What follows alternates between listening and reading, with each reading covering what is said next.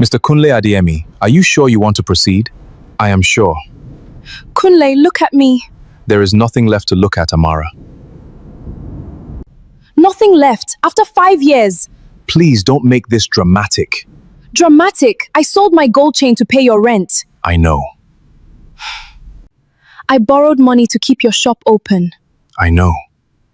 I cooked for you, prayed for you, stood by you when even your own family called you useless. Amara. And today, because money has finally entered your hand, I am suddenly the woman slowing you down. You were good for that season. For that season, so I was your rainy day umbrella? Don't twist my words. I carried you through the rain. Now the sun has come and you want to throw me away. I want a better life. Darling, are we done here? The driver is waiting. Who is she? Vanessa. Vanessa who? The woman he should have married first. I married her. She deserves to be here. And what do I deserve? Freedom. No, you mean abandonment. Sign the papers, Amara. And if I refuse? Then refuse with dignity, but either way he is not coming back to poverty. Poverty? Poverty? Look at yourself. Do you honestly think love is enough to build an empire? No, but betrayal can destroy one. Enough. One day, Kunle, you will remember this room. I doubt it. You will, and when you do, I pray you still recognize yourself. That was the day Amara Adeyemi learned that some people do not leave because you failed them. They leave because they have finished using the version of you that helped them survive. For 5 years, Amara had been Kunle's backbone. When he had no job, she worked double shifts. When his small electronics business collapsed, she borrowed money from her cooperative society to restart it. When landlords embarrassed him, she begged on his behalf. When friends mocked him, she defended him. When hunger entered their one-room apartment in Mushin, she smiled and told him, God is still writing our story. But Kunle did not see sacrifice. He saw poverty. He did not remember the woman who stayed. He only saw the woman who looked tired from staying. And the moment he met Vanessa Bello, a wealthy event investor with polished English, luxury cars, and powerful family connections, Kunle convinced himself that Amara belonged to his past. That afternoon, he signed the divorce papers like a man signing away a burden. But what he did not know was that the woman he abandoned in tears was not at the end of her story. She was standing at the painful beginning of a chapter that would shock everyone. Amara, I don't want trouble. Kunle already told me he has moved out. Rent is due next week. Sir, please give me time. Time does not pay house rent. I will pay. How? You women like suffering for men. When the man rises, he will carry another woman. See now. By the next morning, the news had spread across the compound. Mama Risi, who sold pepper by the gate, whispered it to the laundry woman. The laundry woman told the tailor.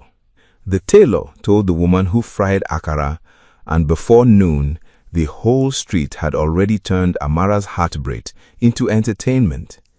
I heard Kunle has married one big madam, a rich woman, very rich. They said her perfume alone can pay 3 months' rent. No wonder this Amara self looked too ordinary. Men don't leave women for nothing. Those words entered Amara's room like smoke. She sat on the edge of the mattress, staring at the empty corner where Kunle's suitcase used to be. The room looked bigger without him, but somehow it felt harder to breathe. For 5 years, everything she owned had been tied to him. Her savings went into his business. Her dreams waited behind his plans. Her body grew thin from stress, but she kept telling herself that one day he would remember. Now he had remembered nothing. 3 days later, the landlord came. Amara lowered her head, not because the landlord was right, but because pain is heavier when people use your wounds as evidence against you. Within 2 weeks, Amara lost the apartment. She packed her clothes into 2 old Ghana Moscow bags and moved into a small back room behind a closed provision shop owned by her late mother's friend, Mama Tinu. The room had no ceiling fan. The window was broken. At night, Mosquitoes sang like they were auditioning for a choir. But it was shelter, and for the first time in 5 years, Amara had nothing left to lose. Amara did not wake up healed. Healing is not magic. Some mornings, she woke up angry. Some mornings, she woke up crying. Some mornings, she sat on the floor and asked God why sacrifice could end in shame. But every morning, she still stood up. She began with the only thing she had always been good at, cooking. Before Kunle left, people in the compound used to say Amara's jollof rice could settle family quarrels. Her pepper soup could make a sick man sit up. Her moi moi was soft, rich, and wrapped with the kind of care that made people remember home. So she borrowed a small pot from Mama Tinu.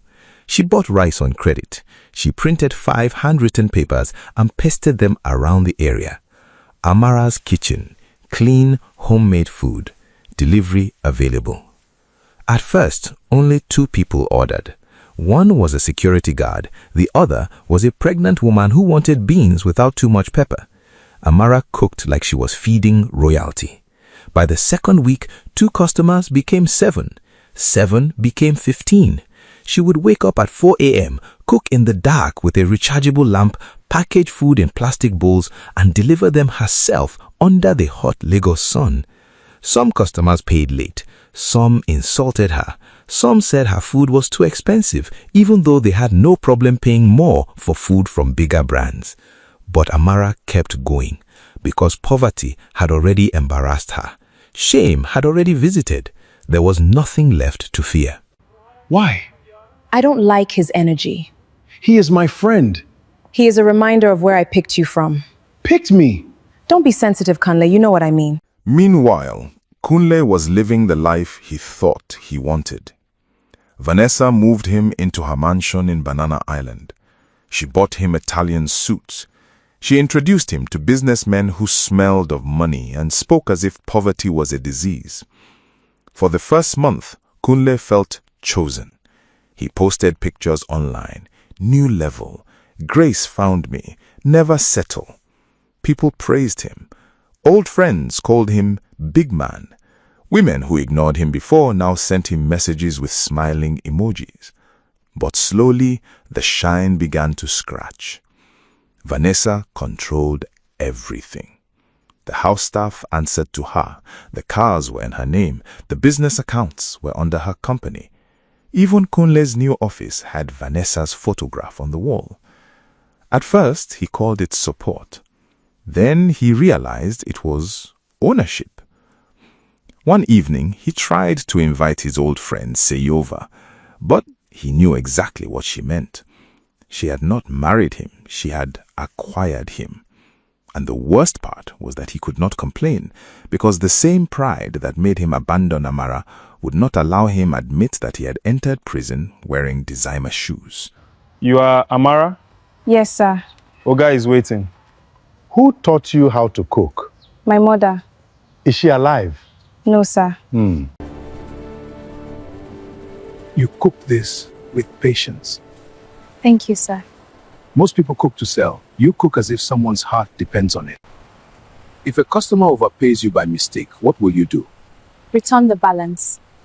What if you need the money? Need does not turn another person's money into mine. If you had 1 million naira today, what would you buy first? A bigger kitchen. Not clothes, not phone, not wig? Those can wait. Firewood cannot cook ambition forever. 3 months after the divorce, Amara received an unusual order. 20 plates of jollof rice, 10 plates of fried rice, 5 bowls of pepper soup, no onions in 3 plates, less pepper in 4, extra plantain in 6. The message ended with, "Deliver personally, payment after tasting." Amara almost ignored it. Too many people used payment after tasting as a fancy way to eat free food, but something about the message felt different. So she cooked. She borrowed money for ingredients. She packaged everything neatly. Then she carried the food to an old but beautiful house in Ikoyi. At the gate, a security man looked at her twice. Inside the compound sat an elderly man in a white kaftan. His hair was fully gray, his face was calm, his eyes were sharp. He tasted the rice slowly, then the pepper soup, then the plantain. He said nothing for almost 5 minutes. Amara stood there, sweating. Finally, he looked up. Amara did not know what to say. The elderly man paid her double. Then he placed another order for the next day, and the day after that, and the week after that. His name was Chief Gabriel Okorie, but to Amara, he was simply Chief. He ordered regularly. Sometimes he asked strange questions. Chief Gabriel smiled, but he never explained why he kept asking. And that was the secret beginning to form in the middle of Amara's story. Because Chief Gabriel was not just an old customer who loved good food. He was watching her, testing her, studying her, and Amara had no idea. Chief, you cannot keep delaying succession. I am not delaying. Then what are you doing? Searching. For who? Someone who still has a conscience. In business, especially in business. Far away from Amara's small kitchen, Chief Gabriel Okorie sat in the boardroom of Okorie Foods Limited. For 40 years, he had built one of Nigeria's most respected food manufacturing companies. His tomato paste entered thousands of homes. His spices sat in market stalls across West Africa. His frozen meals supplied hotels, airlines, and supermarkets. But now he was old. His health was failing, and his 3 children were fighting over the company like vultures circling a tired lion. The first son wanted to sell the company to foreign investors. The second daughter wanted to liquidate assets and move to Canada.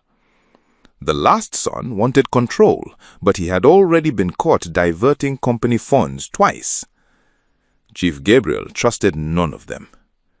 His lawyer, Barrister Ndwosu, looked at him across the desk. That was why he had been ordering from small food vendors across Lagos. He tested their honesty, their discipline, their patience, their hunger. Most failed quietly. Some inflated bills. Some lied about ingredients. Some served poor food once they got comfortable. Some treated his staff badly. But Amara was different. She returned overpayments. She apologized for delays before anyone complained. She fed his security guard without adding it to the bill. She gave leftover food to cleaners instead of throwing it away. Chief Gabriel saw something money could not buy: character. And character, he believed, was the last ingredient missing from his empire. Why did you withdraw 200,000? I needed to help my mother. Your mother is not my investment. She is my mother. Then maybe she should have raised a son who didn't need a woman to upgrade him. Who is Dami? My project manager. At midnight? Are you questioning me? You are my wife. No, Kunle, I am your opportunity. Don't confuse the two. While Amara was being tested for greatness, Kule was being tested by humiliation. Vanessa began correcting him in public. At business dinners, she interrupted him. The words hit Kunle like a slap, but he swallowed them because he had nowhere to go. He had already mocked his old life. He had already abandoned the woman who would have stood by him. He had already told everyone he had upgraded. Now the upgrade was choking him. One night, he secretly checked Vanessa's phone and saw messages from a younger man named Dami. The messages were not innocent. Kunle confronted her. That night, Kunle slept in the guest room. And for the first time since he left Amara, he remembered the one-room apartment in Mushi. It had been hot, it had been poor, it had been small, but nobody had ever made him feel owned inside it. But customers are waiting. Let them wait for good food. Never serve what you cannot eat yourself. Hunger has a way of making people feel invisible. Amara's business began to grow. Not suddenly, not magically, but steadily. A bank staff ordered lunch for her department. A school requested snacks for teachers' training. A church invited her to cook for a widow's program, a small company placed weekly staff meal orders. Soon, Mama Tinu's back room became too small. Amara rented a modest shop. She painted the signboard herself. Amara's Kitchen, Food with Heart. She hired 2 young women from the neighborhood. One was a single mother. The other had dropped out of school because her parents could not afford fees. Amara trained them gently. People began to respect her. The same women who once mocked her now praised her resilience. But Amara did not become proud. Pain had taught her softness. She knew what it meant to be looked down on. So she treated people carefully. Every Friday, she cooked extra food and sent it to the old women near the church. When people asked why, she only smiled. Chief Gabriel heard about all of it, and quietly he smiled. Amara, Kunle, you look well. thank you. This is yours? Yes, Food business. yes, You always liked cooking. I still do. I heard you moved out of Mushin. I moved forward. Kunle, what is taking you so long? Oh, the ex-wife. Good afternoon. Still cooking for people? Still feeding people. Cute. Enjoy your day. 6 months after the divorce, Kunle saw Amara again. It happened outside a supermarket in Lekki. He had come with Vanessa, but she went inside to buy imported wine. Kunle stood near the car, scrolling through his phone when he heard a familiar voice. Amara smiled. Not weakly, peacefully. Good afternoon. Please, I'm looking for Chief Gabriel. Chief is not receiving visitors. Is he all right? Madam, I don't know. I used to deliver food here. Many people used to come here. My daughter, when life opens a strange door, don't stand outside guessing. Enter with prayer. Then one day, Chief Gabriel stopped ordering food. At first, she thought he had traveled. She sent a message. No reply. She called. His phone was switched off. 1 week passed. Then 2. Something in her heart became restless. So she went to his Ikoyi house. The gate was locked. A new security man stood outside. Amara stood outside for a long time. She had only known Chief for months, yet somehow his silence felt personal. That night, she cooked pepper soup and kept a bowl aside just in case he called. He did not. 3 days later, a black envelope arrived at her shop. Inside was an invitation. Miss Amara Adeyemi is requested to attend a private meeting at Okurie Foods Limited, headquarters. There was no explanation, only a date, only a time, only a signature. Barrister Chiking Musu. Amara's hands trembled. She thought she had done something wrong. She thought maybe Chief had died and his family wanted to question her. She almost refused to go, but Mama Tinu held her hand.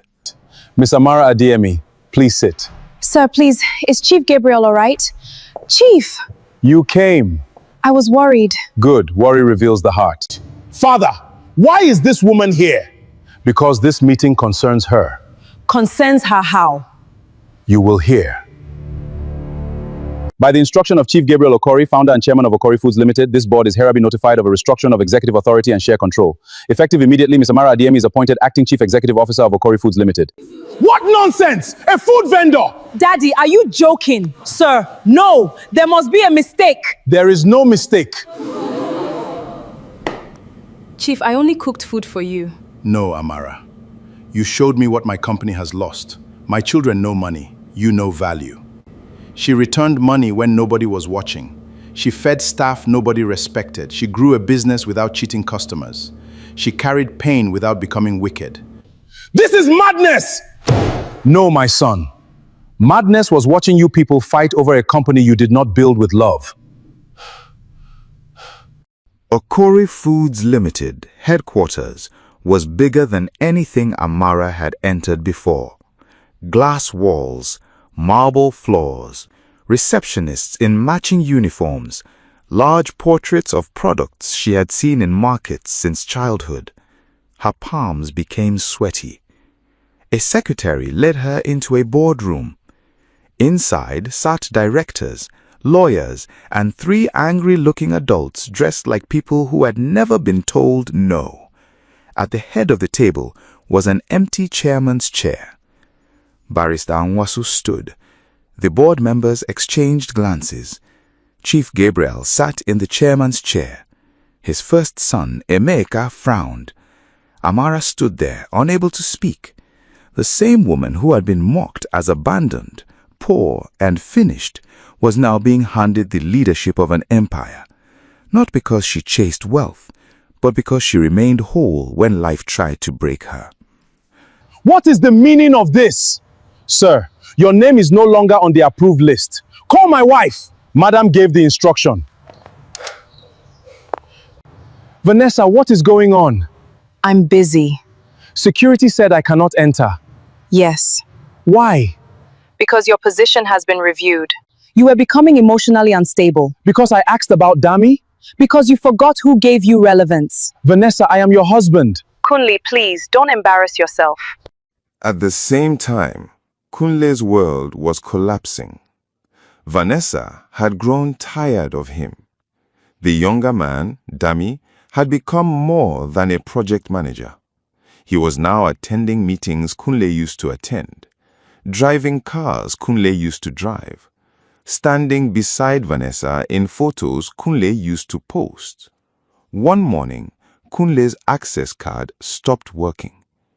At the office gate, security blocked him. By evening, his clothes had been packed. By night, the mansion gate was closed against him. The cars were gone. The office was gone. The marriage was gone. Everything he had used to insult Amara disappeared like smoke. And the worst part? He had signed documents giving Vanessa control over every business account opened in his name. Kunle had left poverty to marry wealth, but he forgot that wealth without respect is just a decorated cage. Now the cage had opened, and he had been thrown out. You see, barrister, I see, chief. I did not choose wrongly. Amara's appointment shocked the business community. Blogs carried the story. Small food vendor becomes CEO of Okure Foods. Some people celebrated her. Others mocked the decision. Online comment 1. This is emotional nonsense. How can a food seller run a company? Online comment 2. Maybe she charmed the old man. Online comment 3. Women like this always have a hidden story. But Amara did not answer online noise. She went to work. Her first decision was to visit the factory floor, not the executive lounge, not the press room, the factory. Workers were surprised when she greeted them by name. She tasted products, inspected packaging, asked about delayed salaries, listened to complaints, reviewed waste records, and within 3 months she discovered that millions were being lost through inflated contracts and fake suppliers connected to Chief Gabriel's own children. She did not shout. She did not panic. She brought auditors. She cleaned the system. She restored staff bonuses, improved product quality, opened a small vendor support program for women running food businesses. And under her leadership, Okure Foods launched a new line called Home Heart Meals. The brand became a success, not because of fancy marketing, but because Amara understood what ordinary families wanted: food that felt like home. Chief Gabriel watched from the background, proud. The final executive reviewer will join shortly. Amara, Good morning, Mr. Adiemi. you work here? Mr. Adiemi, she is the CEO. Please sit. I have reviewed your application. Amara, This is an interview, Mr. Adiemi. Your experience is not bad, but there is a 5-month employment gap. Yes. Poor judgment. Explain.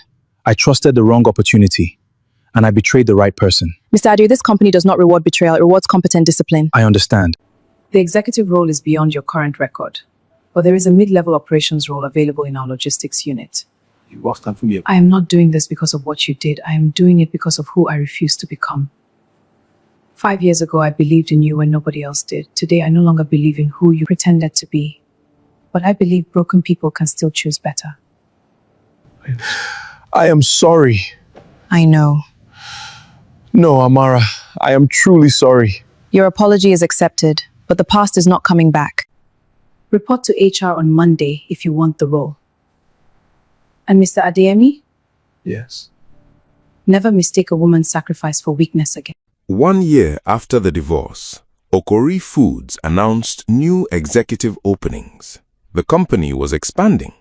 Thousands applied. Among the applicants was a man named Kunle Adeyemi. His suit was old, his shoes were polished but worn. His confidence had been beaten down by life. He had lost friends, lost status, lost Vanessa, lost the illusion that money could replace loyalty. When he entered the reception of Okori Foods, he did not know Amara was the CEO. He only knew the company was hiring. The receptionist called his name. I don't celebrate people's downfall. I celebrate becoming whole after they tried to break me. Do not let one person's betrayal become the end of your confidence. Sometimes, what they call your lowest season is only the soil where your next life is growing. News traveled fast. People heard that Kunle, the man who abandoned Amara for a rich woman, now worked in the company she led. Some said she was foolish for helping him. Some said she should have disgraced him publicly. Some wanted revenge. But Amara understood something many people did not. Revenge can punish a person, but peace frees you from carrying them. She did not take Kunle back. She did not invite him into her home. She did not rewrite history to make betrayal look romantic. She simply refused to let his wickedness teach her wickedness. Kunle started from the bottom. The first weeks were humiliating. Younger supervisors corrected him. Former admirers avoided him. People whispered when he passed, but he endured it. Not because he had suddenly become perfect, but because life had finally removed the applause that once protected his arrogance. Vanessa later lost 2 major investors after Dami betrayed her and moved company funds into a private account. The same trap she used to control Kunle became the trap that swallowed her. And when reporters asked Amara how she felt about everything, she gave only one answer. Years later, Amara's kitchen became a national brand under Okori Foods. Small women-owned food businesses received funding through her foundation. Widows were trained, single mothers were employed, young girls learned that poverty could delay a dream, but it did not have the power to cancel destiny. And every year, on the anniversary of the day Kunle left, Amara did not cry. She cooked. She fed women who had been abandoned, mocked, rejected, or used. She would stand before them and say, and whenever she looked out from the top floor of Okori Foods headquarters, watching the sun settle over Lagos, Amara remembered the woman she used to be, the woman who begged to be chosen, the woman who cried in a lawyer's office, the woman who thought 5 years of sacrifice had been wasted. But now she understood. Nothing was wasted. The love taught her patience. The betrayal taught her strength. The poverty taught her compassion. The rejection pushed her into purpose. Kunle had left her because he thought she did not fit his future. But the truth was simple. He was too small for hers. Sometimes people abandon you after you help them rise because they confuse your sacrifice with your weakness. But never forget this. The person who leaves you in your painful season may only be walking out before your harvest arrives. So tell me in the comments, Was Amara right to offer Kunle a job, or should she have rejected him completely after everything he did? If this story touched your heart, like this video, share it with someone who needs strength, and subscribe for more emotional African stories from Sweetest African Folk Tales. Until next time, stay kind, stay wise, and never allow betrayal to make your heart ugly.